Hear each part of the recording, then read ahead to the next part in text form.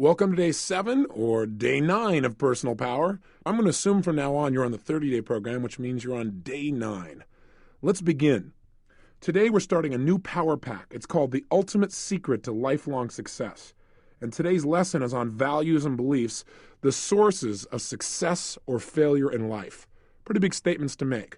But I think you're going to find that your values and your beliefs are really the driving force behind you. Now you might say, well, Tony, you've already said that pain and pleasure are the controlling force of my life. That's true. But specifically, you and I throughout our lives have learned to give labels for different levels of pain and different levels of pleasure. And those labels are what we call values. Specifically, if I said to you, which would you rather have?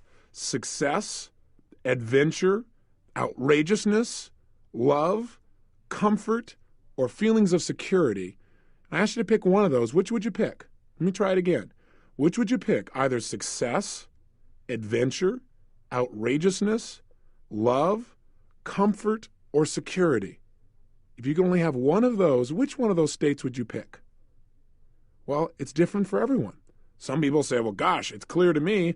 I want to absolutely have success. That's what life is about. Other people go, well, success is nice, but, you can succeed and not be adventurous. I want to be an adventurer. Other people go, no, hey, I want to be outrageous.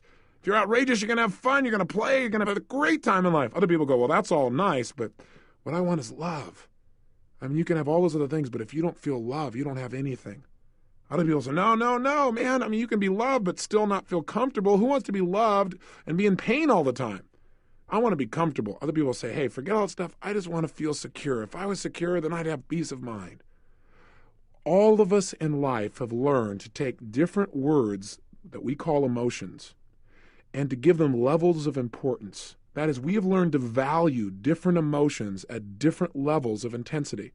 See, all of these emotions for most people are pretty much pleasurable. Think about it. Feeling successful, feeling outrageous, feeling adventurous, feeling love, feeling comfortable, feeling secure.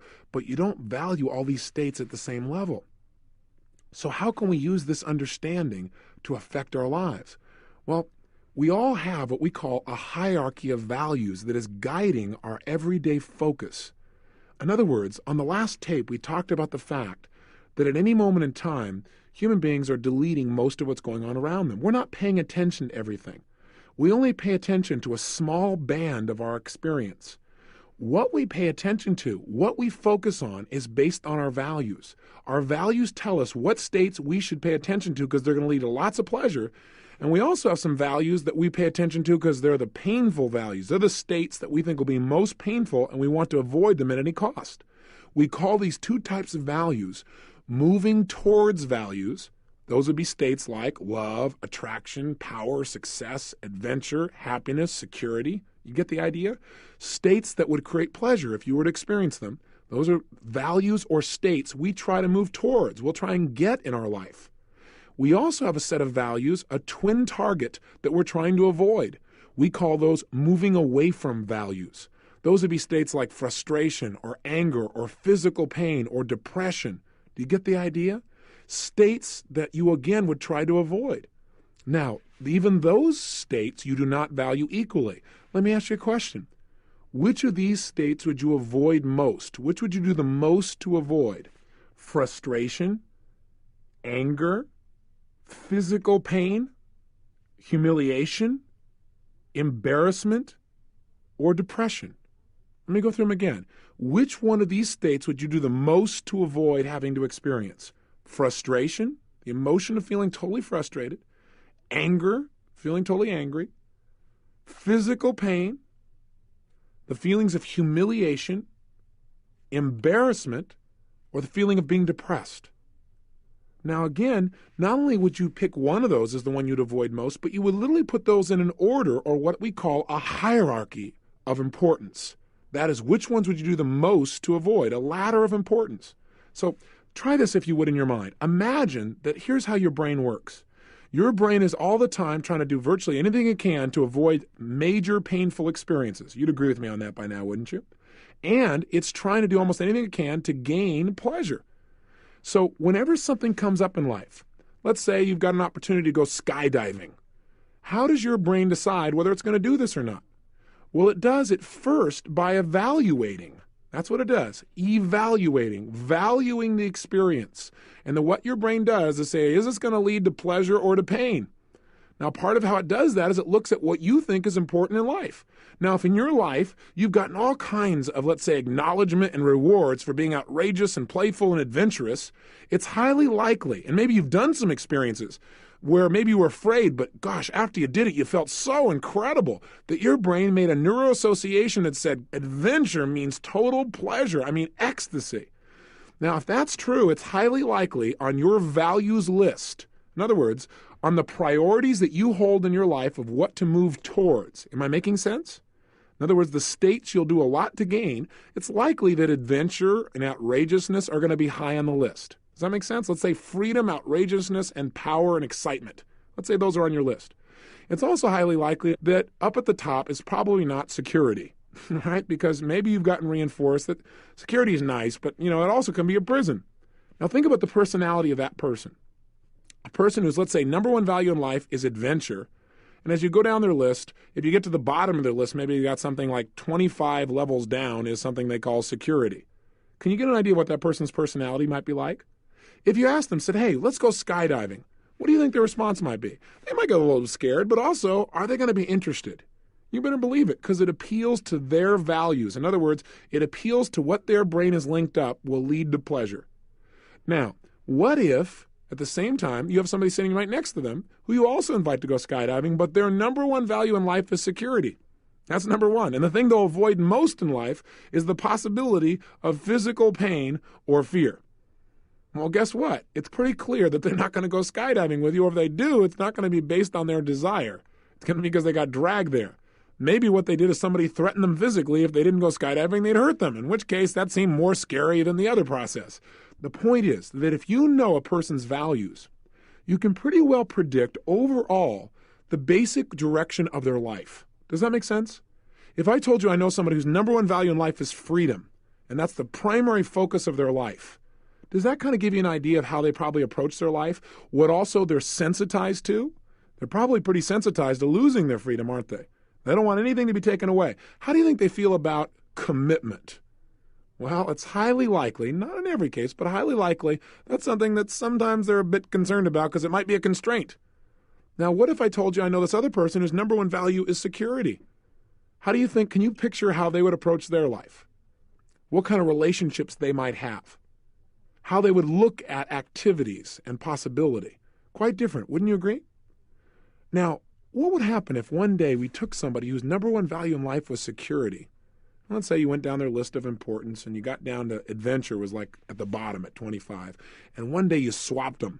You took security off the top, put them on the bottom of the list, put adventure on the top. Would that change their personality any? You better believe it. It literally changes the priorities of their entire life. It changes the way they look at everything, the way they evaluate everything, their physical actions, their behavior, their ultimate destiny. And by the way, that's what we do in our seminar, Your Date with Destiny. Here's a little commercial for you, but that's literally what we do. We take people who go through the whole university and we commit 4 days of that university program to Date with Destiny, where we find out exactly what a person's present values are. We find out what is it that they want most in life, and they may not even be aware of that consciously. And then we also find out what are the things they're trying to avoid, because our whole lives are shaped by what we want most, but also what we fear most. Then after we do that, we find out what are the triggers that cause someone to really be able to feel good or bad in their lives. What are the rules they have for these values? And then we have them design their life's purpose, at least as it is right now. And the essence of that is really finding out what is most important to you. What is your life really going to be about? And then finally, we have them design their new values so that their values literally pull them in the direction of their goals, the direction of their life purpose. Because for most people, there are conflicts. On the one side, they have success as their number one value in life. And on the other side, they have fear of rejection as the number one value they're trying to avoid. Do those two go together? You better believe you're going to have some problems. That person is never going to succeed because they're going to be so afraid of failure. They'll start to succeed and then they'll sabotage. They've got conflicts. Sometimes our values literally pull us apart. I call it the Gary Hart syndrome.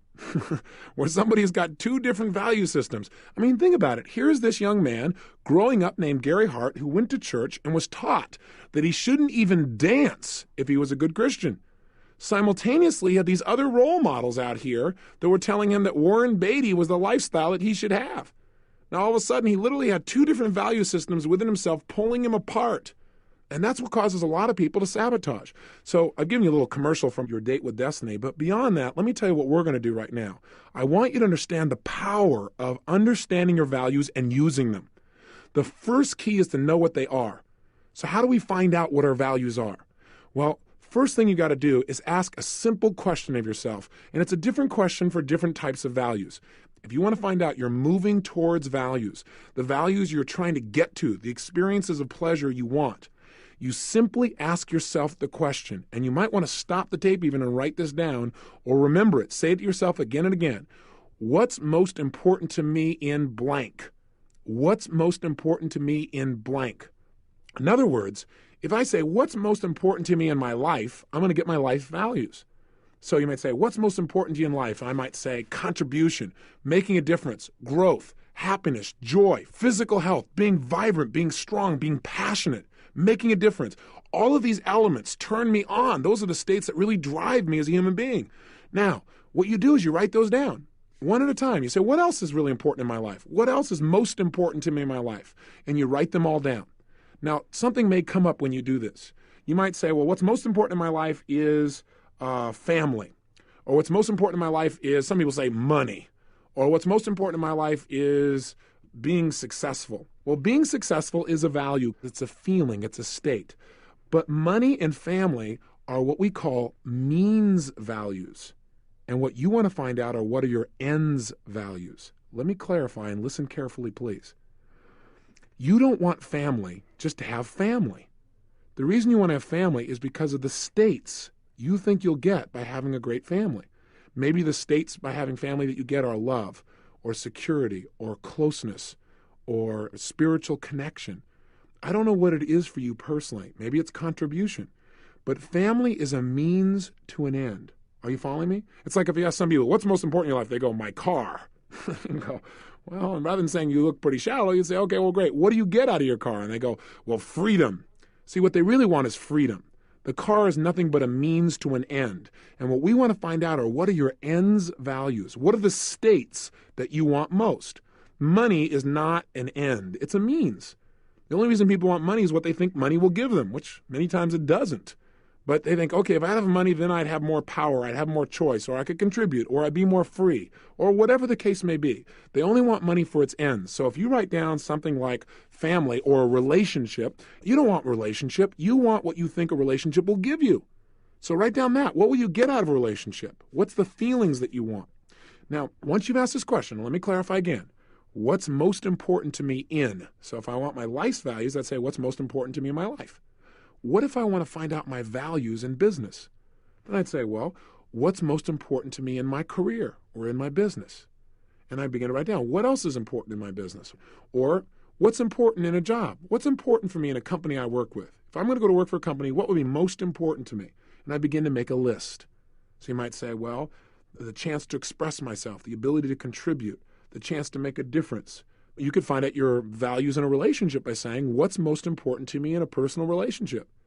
And you might find there, you say, well, gosh, love, freedom, power, passion. I don't know what it is you say, but you make a list. So that's step one. Ask yourself the question, make a list. Step two is what you're going to want to find out is, what are the values or states you're trying to avoid? Because remember, your brain will do more to avoid pain than it'll ever do to gain pleasure. So you better find out what those values are too. So let's take a look at those. What are the feelings or states you do almost anything to avoid? Make a list. What are some of the emotional feelings, some of the emotions, some of the feelings in your body you do almost anything to avoid? Now, some people have a hard time with this one. But if you have a hard time, just ask yourself, what are some of the feelings I've had that I hate, that I don't want to experience? What are some times in my life I felt really lousy? And you'll come up with them. Frustration, anger, humiliation, embarrassment, depression, overwhelm, disappointment. I don't know what it is for you, but make a list of those as well. So that's step one to finding out your values. Why do you want to find out your values? Because you want to know, what is your brain focused on? See, if you know your values, you know what your brain is paying attention to most. If you change your values, you change your destiny, because you change what you focus and pay attention to daily and what you notice and what you behave and act on, and therefore the results in your life. You literally set a whole new set of causes in motion. You get a whole new set of effects. It takes you in a new direction and ultimately a new destiny. But rather than going and changing them, let's start with finding out what they are, because you may find some conflicts.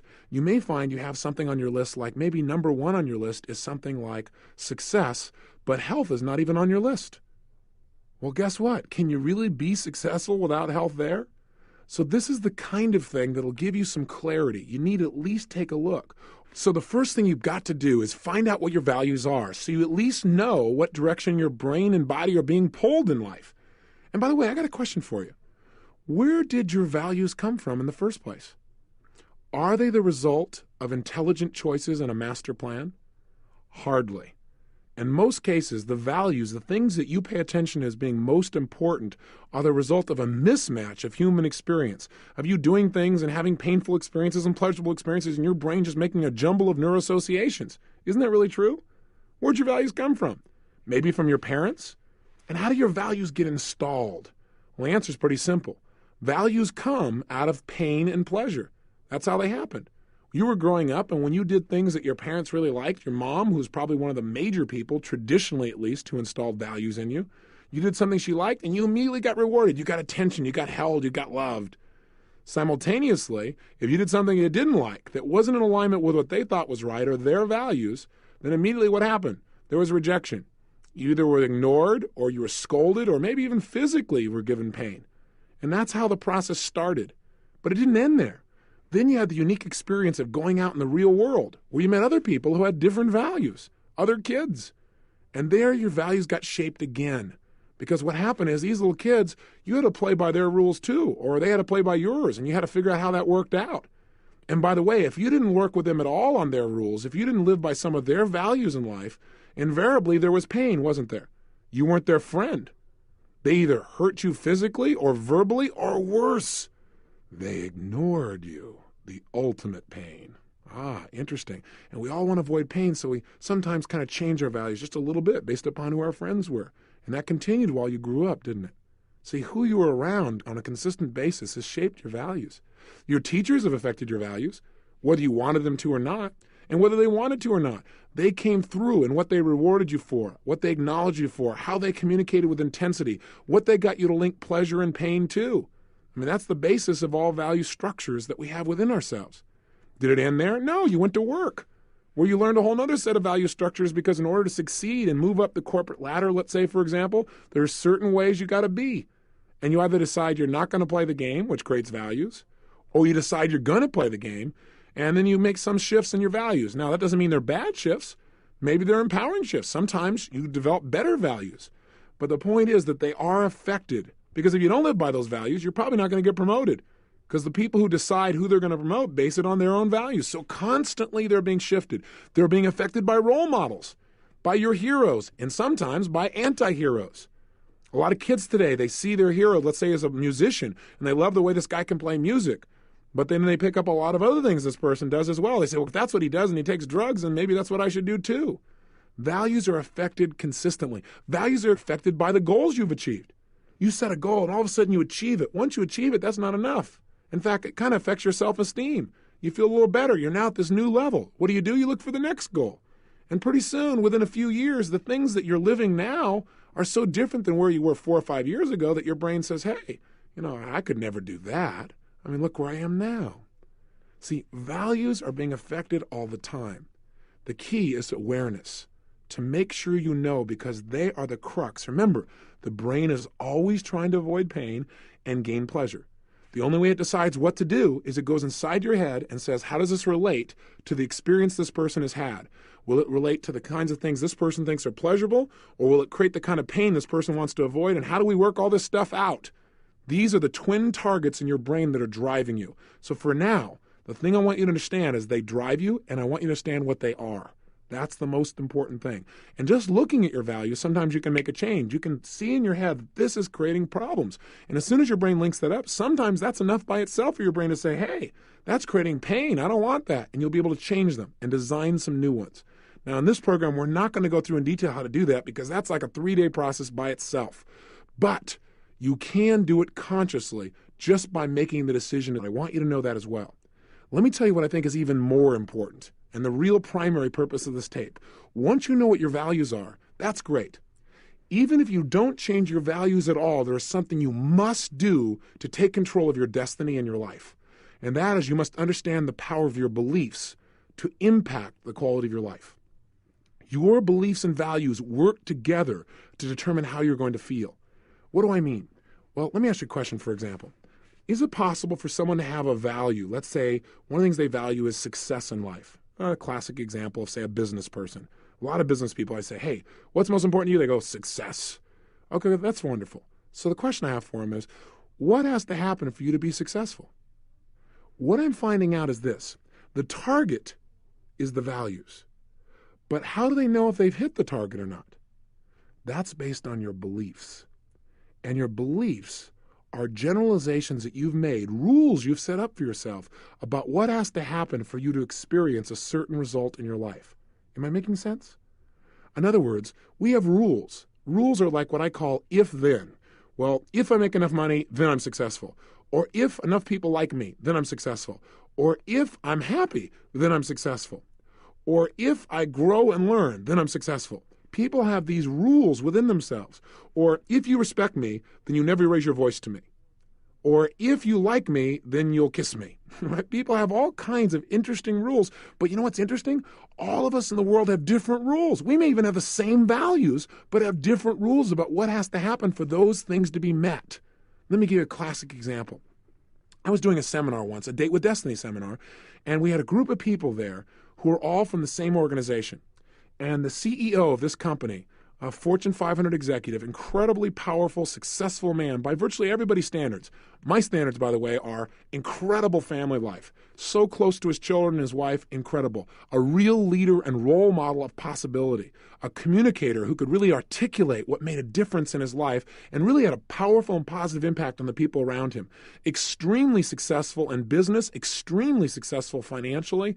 And I turned to this gentleman and I said, are you successful? Because that was real high on his list. It was like number 1, if I remember correctly. And he turned to me and said, no. Now, here's the most important value for him of pleasure. It's the state he wants most, and yet he doesn't feel like he has it. I said, well, how come? Why do you say that? Why aren't you successful? You know what he said to me? He told me his belief. He said, well, in order to be successful, if you're successful, then, and he went through this long list. He said, then you've got to make this much money, and I think it was like $3.5 million or $4.5 million a year, and he was only earning $2 million a year at the time, only. It was, you have to always be up and never feel down or disappointed. How's that for setting yourself up for failure? It was, you have to be totally physically fit, which for him meant not just being at your ideal weight, but having a body fat ratio, I forget what it was, something like 14% or 13 or 12%. And of course, he was about 4 points above that. You know, and you have to, I've forgotten all the lists. I mean, it was unbelievable. This man's rules about what has to happen to succeed, his beliefs were keeping him from experiencing the level of joy and pleasure that he deserves to have. Now, do you ever do this to yourself? You better believe you do. But you got to find out where it is so you can make some changes. That's the purpose of today's tape. Now, let's take another example. I turned to another guy in the room because, by the way, the room was aghast. They could not believe this guy didn't feel successful. So I turned to somebody else in the room and I said, sir, and the person I picked, by the way, was probably the most vivacious, outrageous person in the room. I picked him because he was bouncing off the walls, basically. And I said, sir, are you successful? He said, of course I am. And I said, well, how do you know? And by the way, that's how you get someone's beliefs. You ask them the question, how do you know? When they tell you something, how do you know that's true? And they'll tell you the belief that's behind it. He said, well, I know I'm successful because every day above ground is a great day. I said, what? He said, well, look, if I believe that every day above ground is a great day, that's my basic belief about life. And so if I look down and I'm above ground, then it's a great day. If it's a great day, then I'm successful. That's logical, isn't it? And he's like bouncing off the walls. See, his rules for success, his beliefs, what is required for him to feel successful, are very easy to meet. Now you might say, well, that's really stupid. He'll never succeed. He's a very successful person. Listen, a lot of people think that, gosh, if I feel successful, I'll lose my motivation. No, if you feel too comfortable, you lose your motivation. But as long as you believe that you must continue to grow to be happy, and as long as you keep setting your sights on new goals and you enjoy the process, you have some real power for your life. See, most people in life do one or the other, right? And I used to be that way. I was real outcome-oriented. My whole thing was succeed. So I went for the outcome, and I went for it, and I achieved my outcomes. But then I'd achieve my outcome, and my brain would go, is this all there is? And I didn't have happiness along the way. What I learned is that life is a process. You got to learn to enjoy the flight, not just being there or not just getting to some place or destination. Life is not a destination. Life is a process that needs to be enjoyed on an ongoing basis. And you know what the problem is? Most of us in life have values we didn't design that are taking us in a direction that we have no clue about. I mean, we got security up there. We have no idea the fact that that's shutting us down. Or we got adventure and we don't have it tempered with intelligence, let's say. And so we're out there like a maniac doing crazy things. Or we've got something like success, but on the other side, we've got fear of rejection and failure. So sure enough, we start to succeed and then we sabotage because we want to feel the pain of failure. And we run into these things where we sabotage and feel lousy. People have this stuff happening all the time. That's problem number one. But even worse, on top of all that, we got all these beliefs about what we have to do to succeed that are absurd. We make it so difficult. Hey, listen, remember, every state that you want to feel, all those values that you want to get, you can have them right now. I mean, think about it. If you wanted to feel successful, you could do it right now. Try it. Sit right now the way you'd be sitting if you felt successful. Oh, come on, do it. Don't just sit there and listen to me. Sit up. Come on, sit the way you'd be sitting if you felt absolutely, totally happy and successful. Breathe right now the way you'd be breathing if you felt totally happy and successful. Put the kind of look on your face, maybe the smile like you'd have if you felt totally happy and successful. Put a little strut in your shoulders like you would if you felt totally happy and successful. Think about what you'd say to yourself if you really felt totally happy and successful. What would you picture? What would you see? And you know what? If you work at this, can you feel successful right now? You better believe you can. Remember, all the emotions that you could ever have are nothing but physiological storms in your brain. Put your body in the right place, focus on things the right way, you feel them now. You don't have to do anything to feel those things. But here's the problem.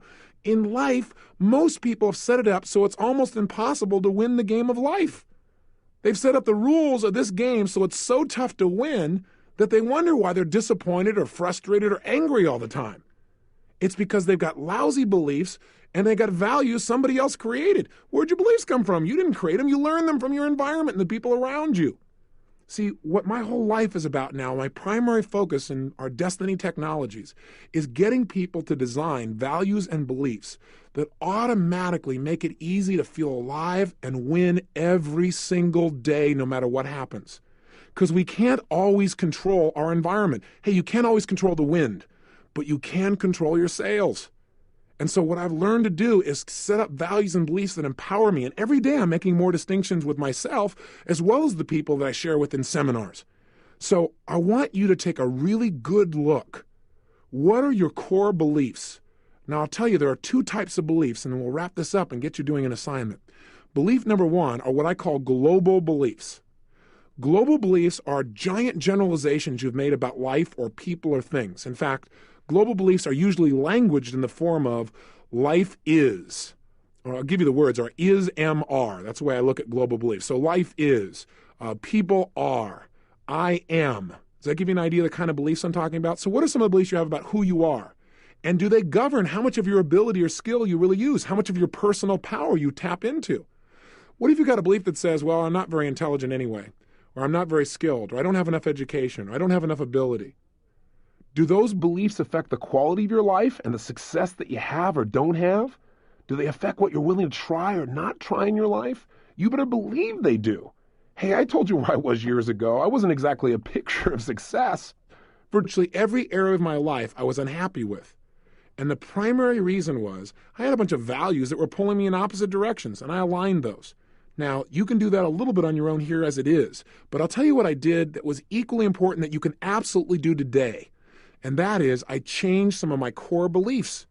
I had global beliefs like, well, I'm not really smart enough, or I'm too young. Now think about that. I don't have the education. And by having those kinds of beliefs, it kept me from giving 1,000%. I thought, how can I share this with other people? How can I go teach these psychiatrists when I don't have a PhD? I mean, they're not going to listen to me. Besides that, I'm too young. Besides that, I don't have enough money. I had all these beliefs, one after another, that kept me from doing things. I'm not quite smart enough anyway. With those kinds of beliefs, I literally shut down my ability. Hey, remember, whether you believe something is true or whether you believe it's not, you're right. Your beliefs are literally the floodgate that opens up your power and possibility. Limiting beliefs shut you down and immediately chain you to limitation. If you want the key, all you have to do is adopt a new belief, and you can do it literally in a moment or two. Because you know what? You have conflicting beliefs in you already. You've been taught things like, look before you leap. But you also believe, he who hesitates is lost. Isn't that interesting? So which one do you pick? See, most people think of beliefs as being like permanent things. They are not permanent. And in tomorrow's session, we're going to show you exactly how to change virtually any limiting belief. For now, though, you want to identify what they are and see what the challenge is. Do you have some beliefs about, let's say, other people? People are honest, people are dishonest. People take advantage, people are givers. Does it make a difference which of those beliefs you subscribe to? Will it make a difference how you relate to people, how you treat others, and how they treat you because of the way you perceive them before they even open their mouth? I'll give you an example. What if you had a global belief that said this: Martians steal? And let's say you walk in a room, and as you walk in, you notice there's some Martians in here. And so sure enough, you forget about it for a while because you're caught up in what you're doing. And then later on, you leave. And after you've left, you notice, oh my gosh, I forgot my purse or I forgot my wallet. You run back to the room, and guess what? Sure enough, that wallet or purse is missing. What is the first question? Since we've already talked about questions, what's the first question that fires off in your mind? Tell me. Which Martian took it? It's not where did I leave my purse or wallet. It's which Martian took it. See, our beliefs determine which questions we even are willing to ask. Interesting, huh? See, in the last tape we talked, if you recall, on the questions that we ask determine what we focus on and what we feel. I'm here to tell you also that the beliefs you have determine which questions you're willing to even ask yourself and which habitual questions you have. See, if you think that you're inferior, you're going to probably ask questions like, why do I always do this? How come I'm not enough? And if you keep going, how come I'm not enough, your brain will go in there and search for reasons to show you why you're not enough, and you'll feel really wonderful. See, we've got to change our core beliefs. We've got to get beliefs that support us. So global beliefs are life is, people are, I am. Second kind of beliefs we've already talked about. I call them rules. Rules are if-then. You have rules for, well, if you love me, then you would do this. If you appreciated me, then you would do that. If you respected me, then you would do that. And you know what? People have different rules, don't they? I'll give you an example. My wife Becky and I, when we first met, we both value respect. We think it's important. We grew up in families where it was highly valued, and that's where we got those values. The difference is we have different rules about respect. I'll give you an example. My wife Becky grew up in a family whereby first of all, respect was very, very important. If you got it, you had lots of pleasure, and if you didn't have respect, there was a lot of pain. Does that make sense? Now, so she learned through basically punishment and reward that respect was an important value to have, and it's built into her nervous system. She doesn't know why. She just got it in there, just like you don't know why your values are there. What happened? Well, her beliefs or rules about respect are these. She was taught, you never, ever raise your voice with a person if you respect them. Even if you're upset, you never do that. And of course, you'd never use anything that would even possibly be considered as profane language. Now, I grew up in a family whereby respect was very, very important. So was honesty. They were like tied together. And in my family, if you respect somebody, you've got to be honest with them. You got to communicate how you really feel. You can't hide any of those feelings, and you're to express them with all the honest feelings you got. You're not to hide anything or hold anything back. In my family, that was considered to be lying, which would be major pain for you. So you're supposed to express it. And it didn't matter if you raised your voice. In fact, that was called being real. You raised your voice, and if you got a little bit upset, you expressed that. And, you might be wrong, and you knew you might be wrong, but you were at least willing to express it. Well, you can imagine how these two went. In fact, in my family, if you didn't express what you really felt, you didn't feel any respect for that person, and they didn't respect you. Want to add some more to these rules? In my family, the bottom line was this. There was only one way you could be totally disrespectful besides not communicating, and that was, in the middle of an argument, to get up and walk out of the room. My wife Becky grew up in a family where if you were to maintain your own respect, If somebody began to be disrespectful by raising their voice, there was only one way you could keep your self-respect, and that was to get up and leave the room. Now, you can imagine how these two fabulous value systems with these rules interacted when we first got together. You talk about hairy fights, we're talking major. Now, after a while, we began to discover each other's rules, and we said, okay, we need to create some new rules for our lives because we're big kids now. We can create our own. We don't have to be living the scripts of our past. And so I agreed not to raise my voice to certain levels of intensity, and she agreed not to get up and leave out of the room. Of course, I remember one time something happened. I got upset, raised my voice. She got up and left the room. I yelled to her. I said, "You said you weren't going to leave the room." I said, "Oops." So I'm not saying it's easy, but you got to at least notice what's going on with your values and beliefs because they control your life. Hey, any upset you've ever had with another person comes down to a rules upset. You have rules about how they should behave or act or treat or speak or do something, and they're not living by the rules you have. How can you expect somebody to live by your rules when you haven't communicated what they are? And besides that, are your rules really right? You say, of course they are. Where'd they come from? Well, my learning and my growing up. Well, maybe it's time to reevaluate your rules and see if they make sense. Maybe you should make it easier to win the game of life and create rules for success, for example, a little bit easier. Things that you could experience daily. That way you'd feel successful every day instead of once every blue moon when you make $8 billion and are the king of the earth. See, take another look. That's what I'm asking you to do on this tape today. And I know I've dumped a lot on you. I've dumped here in one little tape what we should do over a period of 3 days to a week. But you don't have to understand it all. Remember, we said in this program is that each day we're just going to do a little bit more, make a few more distinctions. Just remember, distinctions are power. Just one more understanding, one more way of looking at something, one more distinction can change your whole life. I want you to know as you're going through this program that if you think you have to understand all of this stuff, you're going to feel overwhelmed. Because I'm putting more into this 30-day program than a person should be able to go through. I hope you'll go through this program again and again. I hope this won't be your only time to go through. I hope it'll become like a mental diet for you, where when you need to knock yourself back into shape, or even if you don't, if you want to be in condition, hey, for me, I finally decided in order to achieve my life's goals, I had to put health at a higher level of value. And one of my rules is I exercise every single day. Now, that was impossible. I mean, before, I would be lucky to get myself to do it once or twice a week. But I do that every day, and now my body and my energy levels at a whole new level of conditioning because I do it daily. And it doesn't take long. In fact, I'm addicted to now. I love it. I was like the furthest person from that. You remember me, 38 pounds overweight, no desire to exercise in a million years. But I found the right exercise for myself, and I made it happen. I also every day condition myself mentally and emotionally. I do what I call success conditioning. And this tape program offers you that same possibility. So make sure you set yourself up to succeed because some people evaluate, God, is this program working for me? Has my whole life changed already? We're at day 8, has it changed? That may not be the best question to ask, and that may not be the best evaluation. Maybe if you've made any new understandings that you're able to use it all, or if each day you just make one more distinction, then you've learned one more thing and you get a chance to use one more thing, then I'd say you've succeeded. See, for me, success, my beliefs about success are, if I learn something from the situation, I've succeeded. See, I used to be afraid of failure because, God, that was ultimately painful. I now see it as impossible for me to fail. Why? Because in order for me to fail, I'd have to learn nothing. And if at any moment I realize I haven't learned something from it, then I just learned that I didn't learn, and I'll turn it around. I'll say, okay, what can I learn? As soon as I ask, what can I learn? I'll come up with an answer. So set yourself up so that you can win this game of life. Be good to yourself. So here's your assignment. Assignment number 1. I want you to take out your success journal, and I want you to write down the answer to the question, what's most important to me in my life? And make sure you write down ends values, not means values. Remember, not money and cars. What would money and cars and family and friends and relationships give you? So then you write down the states, love, passion, happiness, security, whatever it is for you. Then, once you've written these down, put them in order. What's number 1 of importance?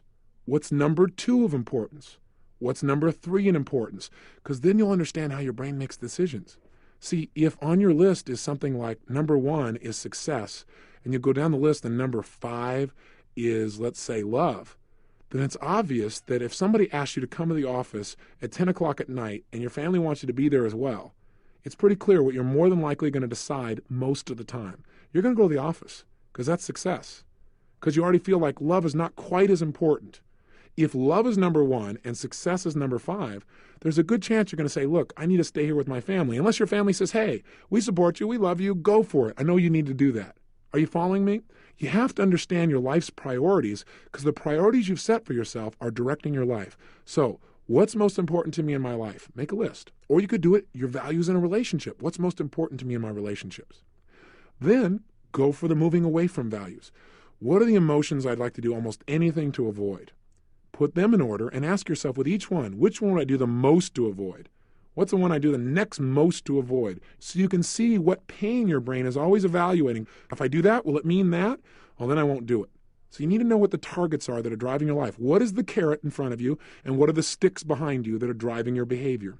And then ask yourself, under each one of these values, what has to happen for me to feel whatever it is? So again, if the number one value is success, what do I have to have happen in order for me to feel successful? Real good question to ask. Or if it's love, what has to happen for me to be willing to feel loved? What has to happen for me to feel like I really have that level of love in my life? And find out what your rules are. You might find that in order for you to feel loved, people have to tell you they love you every single day, and they have to touch you and kiss you and do 19 billion things. Maybe at that time you say, look, I am loved. How do I know I'm loved? Because I'm alive. Or how do I know I'm loved? Because I'm a loving person. So therefore I'm loved. Wouldn't that be a better belief? See, the gentleman who set it up that every day above ground is a great day, and if I'm above ground, I'm successful. He set himself up to feel successful. Every day is above ground, which means every day he's alive. Not a bad strategy. See, you want to set it up for yourself so you can win too. Create a game that works. Those are your assignments. Find out your towards values. Find out your away from values. Put them in their order of importance.